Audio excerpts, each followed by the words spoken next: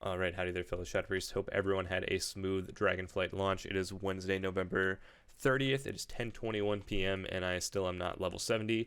Yet I've gotten just so many whispers of people asking me, whether it's on Discord or Battle.net or even just running into people in like Stormwind and asking, "Hey man, when's the guide coming out? Like, love the content, but where's the guide?" And you know what? I did not really have time to level yet, but I did play a ton of beta, so we're going to get into what that looks like right now. Let me pop a nice little void tendrils into a mind games. Oh no, he kicked me while he's silenced.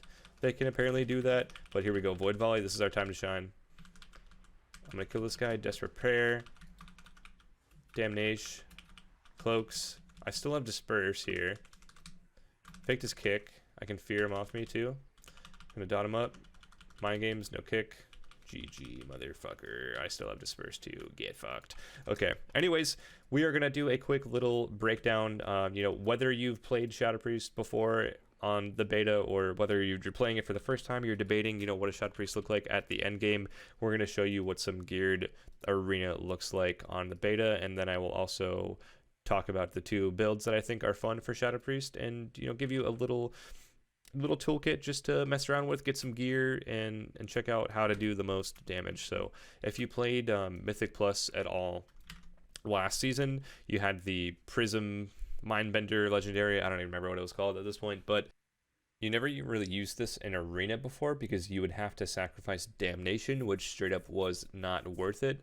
And now you're able to get both, which is going to make it a lot more playable in Arena. And you're actually going to have really high uptime on the Mindbender as well, because now we're going to have this Death Speaker proc, which is going to give you more instant death procs, which will reset the cooldown ultimately. You can also mess around with some of these other talents over here. If the Shadow of Death fails to kill a target below 20%, the cooldown is reset. That's a very powerful, I think it was like a Torghast thing. Then we also have a PvP talent called Eternal Rest, which reduces the cooldown of death by 12 seconds. This is fun too. There's a lot of room to experiment with these talents, but I found that this build is going to be the highest DPS output. So the basic goal, keep that Mindbender up as much as possible. The second you press Mindbender, your next global should be Shadow or Death, followed by as many Mind Blasts as you can. So to make this process go as smoothly as possible, you're going to want to have all the enemy targets dotted that you want to attack. So we'll dot all these guys. I'm going to put the healer on focus. Now I'm going to pop Power Infusion into a Dark Ascension to a Mindbender, Death, and then dump Mind Blast out. When Mind Blast is on cooldown, I'll use my Insanity. Between then, I'm just going to Mind Spike as many times as I can. The second Death is back up, I'm going to press Death, and then Mind Blast, and then keep my dots up. Another Mind Blast proc. I'm just going to dump another Mind Spike. Boom. Using a lot of damage here. Keeping my DPs up. Mindbender's still out. Boom. That's a pretty long DPS rotation. You're not going to do that in Arena. You're not going to keep it up that long, I would say. But it is going to be really high burst. It might not be your top damage in the overall details of everything. It certainly could be. But in Arena, this is going to be just completely nuclear burst. I mean, you can 100-0 healers, you can 100-0 DPS. If you're able to cast those Mind Blasts, that's what is going to make this build really worth it. So this is going to be really valuable in a caster comp or even melee caster healer where you're able to lock down the DPS you're killing. We'll take a look at what this looks like in Arena, but basically the key takeaway there is that every global you press after your Dark Ascension or after your Mindbender, rather, should be prioritizing keeping your Mindbender active. You want to hit that Death off cooldown, hit that Mind Blast proc off cooldown, make sure you're dotted up, ready to go, and then, throw your CC out, somewhere in between. As soon as you have that damage rolling, then send the CC. Don't CC and then press all of your damage cooldowns, because it is kind of clunky and you have to be a little bit patient with it. You don't want to CC them before you're actually bursting. So I would wait to, put that Mindbender out, press that Death, and then maybe the Mind Blast, and then do the CC, and then dump all of your damage, and keep it chained up. Make sure that no one's getting a chance to react on the healer side. Yeah, so that's one way to play. We're gonna check out what that looks like in Arena, and we'll go over the other talents if you don't want to play Dark Ascension or Mindbender afterwards. All right, here we go. We're on the beta, so everyone here is going to be equal gear. We've got 387k health pool players. There's no world PvP in the environment. We're going to show you what the shadow ownage is all about. So I'm playing with a mage, which means that I'm going to feel pretty comfortable playing this build. I know that the mage is going to soak up, at least, if not a lot of the interrupts, he's going to be able to control them enough to the point where I'm going to be able to get this damage off. So I'm going to stack up really closely to the healer here so that I'm ready to CC when the time is right, and we'll go over the DPS rotation here. So the first thing I'm going to do, Power Infusion, is just going to make all of your globals so much faster. It's going to make everything so much easier to do. So Power Infusion, I'm going to cast Dark Ascension. My next global is going to be Mindbender into a Shadow or Death. So it's going to be 1, 2, 3, and then after that I'm gonna Mind Blast. So 1, 2, 3, 4, and then we're gonna hit 4 as many times as we can. Whatever lights up first, press it. So I actually dumped a Mind Spike proc somewhere in between, and that's gonna give me a stack of the Mind Melt up here. So my Mind Blast is gonna be very fast. There's one Mind Blast, here's another one, that's 2, and this is an AoE hitting all these guys over here, so keep that in mind. Now I'm going to dump my Insanity between the Mind Blast cooldown. I'm going to dump Insanity and use my instant Mind Spike procs. Right here, I should have instantly used my Shadow or Death proc. I mean, this would have just been so much burst. I would have kind of collaborated them both, but looks like I kind of mess up here. I'm focused on CCing, and you know, sometimes it's a good thing, sometimes it's a bad thing, but here we go. I CC. I should have Shadow or Death the rogue right here. I did. It's going to reset the cooldown because he did not die from it. So when you have that talent that is going to reset the cooldown, the double death is so powerful at finishing people. If he didn't cloak there, I for sure would have killed him. But guess what? It's still time to swap to the healer because I still have that Shadow or Death proc readily available to transfer to the next target. So I'm going to Mind Games the healer, massive hit onto him, use that Shadow or Death, and then ultimately swap back to the rogue, continually extending my Mindbender. I mean, look at that, 51k DPS, and I really messed up my DPS rotation. So definitely, you know, you could always do better, but even if you do it remotely right, you're going to deal a ton of damage. And we'll take a look at the details here. You can see Inescapable Torment is number 1, and it won't always be that way, certainly. If they're not stacked, you're not going to see it be number 1. But if you're doing that alone to someone who is defenseless and in the open, oh man, they're in trouble, and they're going to have to use a cooldown. So you are a threat as a Shadow Priest now. Just remember that people should be scared of you.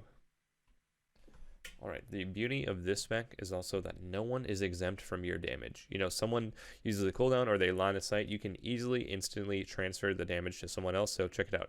The LA Shaman's going to run behind the pillar. What am I going to do? I'm going to just say, hey, I'm going to dot this Mistweaver or not Mistweaver, Evoker. They kind of look the same, my bad. Evoker, I'm going to dot him and throw out a Mind Games, and then boom, 95k right to the dome. And while he's retreating, I'm going to shoot out another Mind Blast and just clap him completely. I hit him for like 170k there, so we can take a look at that again.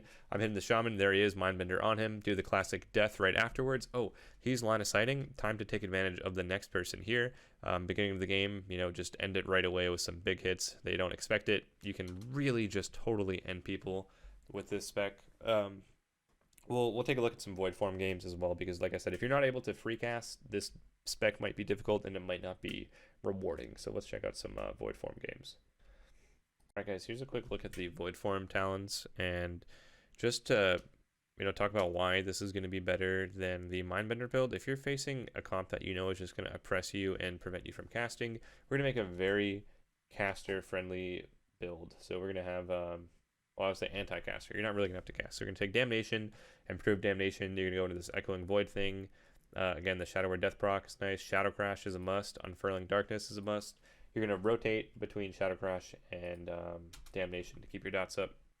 And we'll just take a peek at what goes on during this game. So we're going up against TSG. These guys already had shit on me the previous match before, and I figured, you know what, I'm going to change my talents. So first global, we're going to Void Form into a Shadow Fiend, into a Void Bolt, but really, instead of, I should have Shadow Fiended before I Void Formed, and then I should have just pressed Void Bolt instantly afterwards. And now look at my position. I'm kind of getting trolled.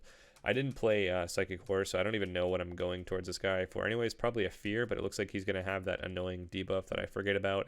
Nullifying Shroud, definitely going to make some weak ores for that. Back on track here, though, DPS rotation, really, really crucial to use Void Bolt off cooldown. Void Bolt off cooldown, dump your Insanity, and use whatever glowy button lights up. So that might be a Shadow or Death proc, it might be a Mind Spike, might be a Mind Blast proc. Typically, if you have Mind Spike procs, you're going to want to dump those first just to get a little bit of your Mind Melt stacks going, increase that crit chance of your Mind Blast. Other than that, yeah, man, kite around, rotate that Shadow Crash, rotate that Damnation. Make sure you're able to maintain a high dot uptime. That is the purpose of this build, is to keep your dots up. So you can see I'm getting completely railed by Joe Fernandez and Mez. They're just kind of gangbanging me here in the Dark Badge, and I'm just trying to run away as much as I can. Throw out a little fear, just a panic fear. Negative HP here, so we're going to use a life swap on one of the paladins, shoot a Shadow Crash, kind of kite them into it, run away. Definitely good to drop those Void Tendrils on this Army of the Dead as well. If I did have an army, or if I did have Void Tendrils, that would have been a clutch time to use it. Again, just keeping the dot time up. Haven't got a Mind Games off, and you can kind of see why the Mindbender build would be bad here, because I would essentially get that Mindbender out, get the first death off, and then after that point, I would have no chance of doing anything. Like, I would never cast a Mind Blast. You got Reflect, you've got AMS, you've got AMZ, 2 kicks, Death Grip, Pet Stun, whatever the fuck an Evoker can do. It's really hard to cast against comps like this, and I think as a Shadow Priest, we're actually more equipped to deal with getting trained than other classes. You're just going to have to modify your talents a little bit. And as you can see on the DPS meters, I'm not getting out damaged entirely. Like, yeah, the DK is doing a little bit more than me. My Paladin is doing more than me. That's fine. You're getting trained. You have an excuse.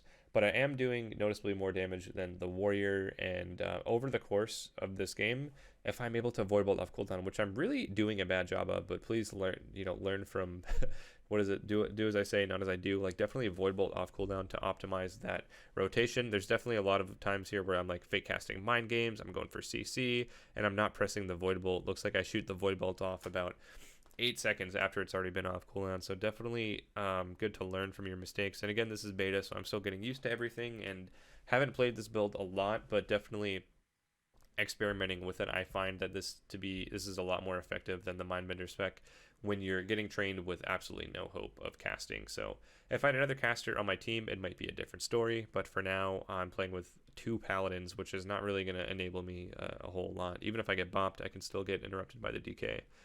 So the Evoker also has a kick. That's something to be aware of. Definitely be careful about that. Continually kiting around, fading off of the cooldown, keeping your dots up, rotate that Shadow Crash, Damnation, do whatever you can to live.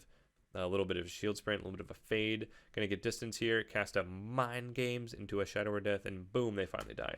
Now look at the damage. I ended top damage. It wasn't pretty, that didn't look fun. I wouldn't want to play that game again, but this is just what you got to do. You got to adapt when you're getting trained. You got to change your talents around, and I found these talents to be pretty effective. All right, hopefully that little 10-minute video primer on how to deal the most fucked up damage on Shadow Priest will help you out in the future. If you're new to the channel, drop a like, subscribe. All of that YouTube stuff is really helpful, I find, for the algorithm. And definitely spread the Shadow love to your friends if they're interested. Send them my way. Also, drop a comment. Let me know what you want to see next. If you have any questions or cool builds you want to talk about, you can join the Discord. I'll link that in the description. I'm very active in there. I do check my phone at least once a day. If anyone has any questions, you can always feel free to ask me in the chat or DM me. I'm a very helpful person, I would say. So don't feel shy to reach out in that regard. We'll see you soon. I'll be doing some streams probably this upcoming weekend. And yeah, we'll take it from there. Thank you so much for watching. I hope this was helpful for somebody.